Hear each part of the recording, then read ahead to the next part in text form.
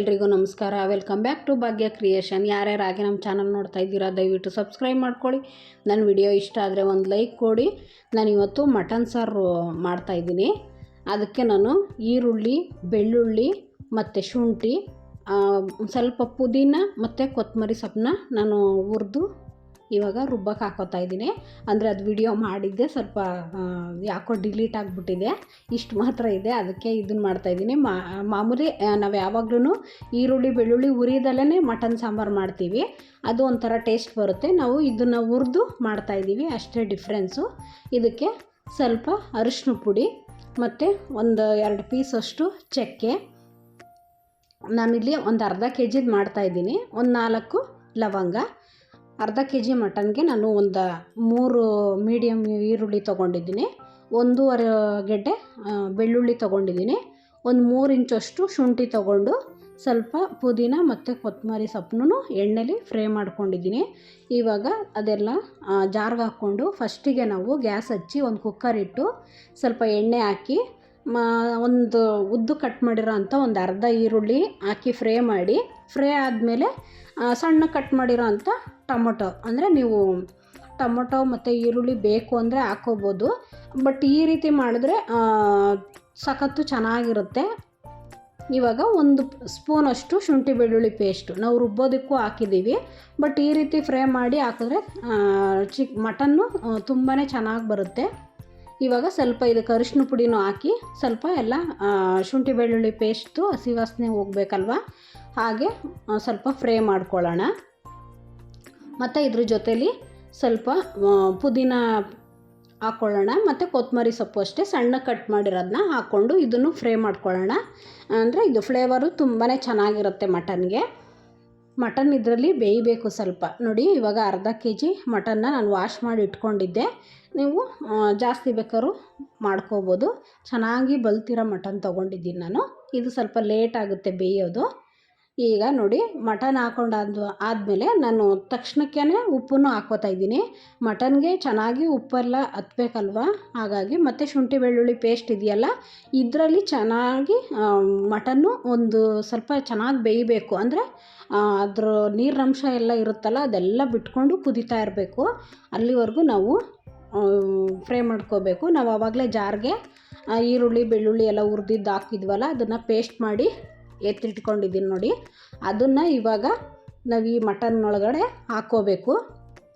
ಅಂದರೆ ನಾವು ಈರುಳ್ಳಿ ಟೊಮೊಟೊ ಶುಂಠಿ ಬೆಳ್ಳುಳ್ಳಿ ಪೇಸ್ಟೆಲ್ಲ ಫ್ರೈ ಮಾಡಿ ಮಟನ್ ಹಾಕಿದ್ವಲ್ಲ, ಅದು ಚೆನ್ನಾಗಿ ನೀರು ಬಿಟ್ಕೋಬೇಕು. ಅಲ್ಲಿವರೆಗೂ ನಾವು ಫ್ರೈ ಮಾಡಿಕೊಂಡು ಆಮೇಲೆ ನಾವು ಈರುಳ್ಳಿ ಪೇಸ್ಟ್ ರುಬ್ಕೊಂಡಿದ್ವಲ್ಲ ಅದನ್ನು ಹಾಕ್ಕೋಬೇಕು. ಆವಾಗ ತುಂಬ ಚೆನ್ನಾಗಿ ಬರುತ್ತೆ ಸಾಂಬಾರು. ಮಟನ್ ಸಾರು ಮಾಡೋದ್ರಲ್ಲೂ ಹಲವಾರು ವಿಧ ಇದೆ. ಬಟ್ ನಾವು ಒಂದೊಂದು ಟೈಮ್ ಒಂದೊಂದು ರೀತಿ ಮಾಡ್ತೀವಲ್ಲ, ಅದು ಡಿಫ್ರೆಂಟ್ ಟೇಸ್ಟೇ ಕೊಡುತ್ತೆ.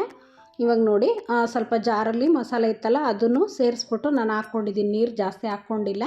ಈಗ ಅದ್ರ ಜೊತೆಗೆ ನಾನು ಅಚ್ಕಾರದ ಪುಡಿ ಹಾಕ್ಕೊಂಡಿದ್ದೀನಿ. ಇಲ್ಲಿ ನಾನು ಅರ್ಧ ಕೆ ಜಿ ಮಟನ್ ತೊಗೊಂಡಿದ್ದೀನಿ ಮತ್ತು ಶುಂಠಿ ಬೆಳ್ಳುಳ್ಳಿ ಪೇಸ್ಟ್ ಹಾಕಿದ್ದೀನಿ ಅಂತ 2 ಸ್ಪೂನು ಅಚ್ಕಾರದ ಪುಡಿ ಹಾಕ್ಕೊಂಡಿದ್ದೀನಿ. ಒಂದು 3-4 ಟೇಬಲ್ ಸ್ಪೂನಷ್ಟು ನೀವು ಧನಿಯಾ ಪೌಡರ್ ಹಾಕ್ಕೋಬೋದು. ಇವಾಗ ಇದನ್ನು ಎಲ್ಲ ಮಿಕ್ಸ್ ಮಾಡ್ಕೊಂಬಿಟ್ಟು ಇಟ್ಕೊಂಡಿದ್ದೀನಿ ನೋಡಿ. ಹಿಂಗೆ ಕುದೀತಾ ಇರಬೇಕು, ಹಿಂಗೆ ಚೆನ್ನಾಗಿ ಕುದಿಬೇಕು. ನಾವು ಇವಾಗ ಇನ್ನೊಂದು ಸಲ ತಿರುಗಿಬಿಟ್ಟು ಬೇಯಕ್ಕೆ ಇಟ್ಕೋಬೇಕು. ಅಂದರೆ ನಾವು ಈರುಳ್ಳಿ ಪೇಸ್ಟು ಮತ್ತು ಖಾರದ ಪುಡಿ ಧನಿಯಾ ಪುಡಿ ಹಾಕ್ಕೊಂಡಿದ್ದೀವಲ್ಲ, ಇದರಲ್ಲೇ ನಾವು ಒಂದು ಸ್ವಲ್ಪ ಬೇಯಿಸ್ಕೋಬೇಕಾಗುತ್ತೆ. ಇವಾಗ ಅದಕ್ಕೆ ನಾನೇನು ಮಾಡ್ತೀನಿ, ಇದನ್ನು ಕುಕ್ಕರ್ ಲಿಡ್ನ ಕ್ಲೋಸ್ ಮಾಡಿಬಿಟ್ಟು ಒಂದು 3-4 ವಿಷಲ್ ಹಾಕಿಸ್ಕೊತೀನಿ. ಏಕೆಂದರೆ ಮಟನ್ ಚೆನ್ನಾಗಿ ಬಲ್ತಿದೆಯಲ್ಲ, ಬೇಯಬೇಕು.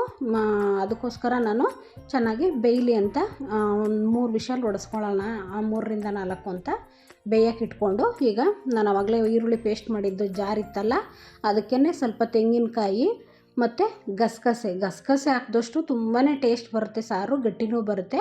ಮತ್ತು ತೆಂಗಿನಕಾಯಿ ಬೇಗ ನುಣ್ಣಗಾಗಲ್ಲ ಅಲ್ವಾ, ಅದಕ್ಕೆ ಒಂದು ಅರ್ಧ ಟೇಬಲ್ ಸ್ಪೂನಷ್ಟು ಅಕ್ಕಿನ ಹುರಿದಿರೋದನ್ನು ಹಾಕ್ತಾಯಿದ್ದೀನಿ. ಮತ್ತು ಅದನ್ನು ಚೆನ್ನಾಗಿ ಪೇಸ್ಟ್ ಮಾಡ್ಕೊಂಡಿದ್ದೀನಿ. ಇವಾಗ ನೋಡಿ, ವಿಷಲ್ ಬರೆಸ್ಕೊಂಡು ಒಂದು 3-4 ಎತ್ತಿಟ್ಕೊಂಡೆ. ಇವಾಗ ಲಿಡ್ಡನ್ನು ತೆಗ್ದೆ. ನೋಡಿ ಎಷ್ಟು ಚೆನ್ನಾಗಿ, ಅಂದರೆ ನಾವು ಮಸಾಲದಲ್ಲಿ ಬೇಯಿಸಿದ್ರೆ ಉಪ್ಪು ಖಾರ ತುಂಬ ಚೆನ್ನಾಗಿ ಹಿಡಿಯುತ್ತೆ.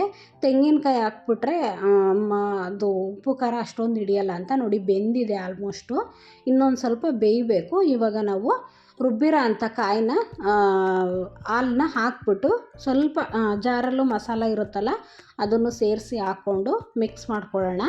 ಅಂದರೆ ತೆಂಗಿನಕಾಯಿ ಇದಕ್ಕೆ ಜಾಸ್ತಿ ಹಾಕಿದ್ರೆ ಅಷ್ಟೊಂದು ಟೇಸ್ಟ್ ಬರೋಲ್ಲ, ಒಂದು ಮೀಡಿಯಮಲ್ಲಿ ಹಾಕ್ಕೋಬೇಕಾಗುತ್ತೆ. ಮತ್ತು ಟೊಮೊಟೊನೂ ಅಷ್ಟೇ, ಒಂದು ಅರ್ಧ ಮಾತ್ರ ನಾವು ಫ್ರೈಗೆ ಹಾಕಿದ್ದೀನಿ, ನಾನು ರುಬ್ಬೋದಕ್ಕೆ ಹಾಕಿಲ್ಲ, ಇಲ್ಲಾಂದರೆ ಹುಳಿ ಬಂದುಬಿಡುತ್ತೆ. ಇವಾಗ ನೋಡಿ ನಿಮಗೆ ಎಷ್ಟು ಸಾಂಬಾರು ಬೇಕು, ಎಷ್ಟು ಮತ್ತು ನಾವು ಖಾರ ಎಷ್ಟು ಹಾಕಿದ್ವಿ ಅದನ್ನು ನೋಡಿಕೊಂಡು ನೀರು ಹಾಕ್ಕೊಬೇಕು. ಅಂದರೆ ತೆಳ್ಳಗೆ ಬೇಕೋ ಗಟ್ಟಿಗೆ ಬೇಕೋ ಅದು ಆ ರೀತಿ ಮಾಡ್ಕೋಬೇಕಾಗುತ್ತೆ. ಇವಾಗ ಇದಕ್ಕೆ ಸ್ವಲ್ಪ ಪುದೀನ ಸೊಪ್ಪು ಮತ್ತು ಕೊತ್ತಂಬರಿ ಸೊಪ್ಪನ್ನ ಹಾಕ್ಕೊಳ್ಳೋಣ.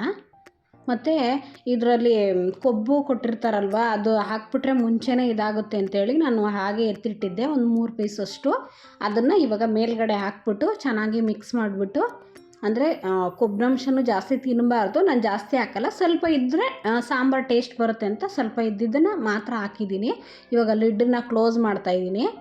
ಈಗ ಒಂದು 2 ವಿಷಲ್ ಹಾಕ್ಕೊಂಡ್ರೆ ಸಾಕು, ಯಾಕೆಂದರೆ ನಾವು ಮುಂಚೆನೇ ಆಲ್ರೆಡಿ ಬೇಯಿಸಿದ್ದೀವಲ್ವ. ಹಾಗಾಗಿ ನೀವು ಆವಾಗಲೇ ಬೆಂದೋಗಿತ್ತು ಅಂದರೆ ನೀವು ತೆಂಗಿನ ಹಾಲು ಹಾಕಿದ್ಮೇಲೆ ಚೆನ್ನಾಗಿ ಕುದಿಸ್ಕೊಂಬಿಟ್ರೆ ಸಾಕಾಗುತ್ತೆ. ನಾನಿಲ್ಲಿ ಇನ್ನೂ ಸ್ವಲ್ಪ ಬೇಯಬೇಕಿತ್ತು, ಹಾಗಾಗಿ ನಾನು ಮತ್ತೆ ಒಂದು 2 ವಿಷಲ್ ಹಾಕಿಸ್ಕೊಂಡೆ. ಇವಾಗ ನೋಡಿ ವಿಷಲ್ ಹೋಗಿದೆ ಅಂತ ಲಿಡ್ಡನ್ನ ಓಪನ್ ಮಾಡಿ ಮಿಕ್ಸ್ ಮಾಡ್ಕೋತಾ ಇದ್ದೀನಿ. ನೋಡಿರಿ, ಜಾಸ್ತಿ ಗಟ್ಟಿನೂ ಆಗಿಲ್ಲ ಸಾಂಬಾರು, ತೀರಾ ತೆಳುವೂ ಆಗಿಲ್ಲ, ಕರೆಕ್ಟಾಗಿದೆ ಸಾಂಬಾರು. ಇದೇ ರೀತಿ ಇರಬೇಕು.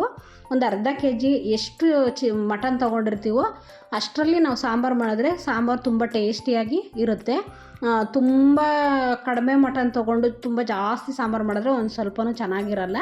ಇವಾಗ ಮಟನ್ ಸಾಂಬಾರು ಬಿಸಿ ಮುದ್ದೆ ಇದ್ರೆ ಅಂತೂ ಸಖತ್ತಾಗಿರುತ್ತೆ. ಈ ರೀತಿ ಒಂದು ಸಲ ಮಾಡ್ಕೊಳ್ಳಿ, ಟ್ರೈ ಮಾಡಿ. ಸಖತ್ತು ಚೆನ್ನಾಗಿ ಬಂದಿದೆ, ಟೇಸ್ಟು ಅಷ್ಟೇ ಸೂಪರಾಗಿದೆ. ಈ ರೀತಿ ಡಿಫ್ರೆಂಟಾಗಿ ಒಂದೊಂದು ಸಲ ಮಾಡಿಕೊಂಡ್ರೆ ತುಂಬ ಚೆನ್ನಾಗಿರುತ್ತೆ. ಹೀಗೆ ನಮ್ಮ ಚಾನಲ್ನ ಸಪೋರ್ಟ್ ಮಾಡಿ, ಸಬ್ಸ್ಕ್ರೈಬ್ ಮಾಡ್ಕೊಳ್ಳಿ, ಶೇರ್ ಮಾಡಿ, ಕಮೆಂಟ್ ಮಾಡಿ. Thank you for watching.